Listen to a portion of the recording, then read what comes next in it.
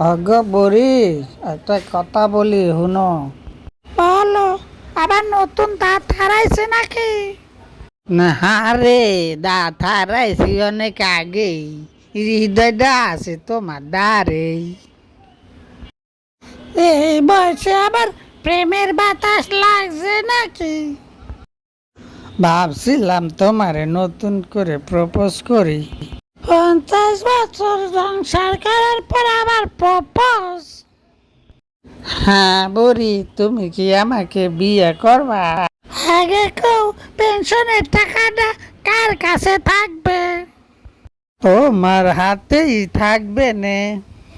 বাজারটা আবার কে করবে? অনলাইনে অর্ডার করব আর কি। আর চশমা হারাইলে কি করবা? এটা তো তোমাকেই খুঁজে দিতে হবে। তাহলে আমি রাজি আছি, বুঝলাম। সত্যি? হ্যাঁ, তবে একটা শর্ত আছে, শর্ত মানতে হবে। কি শর্ত?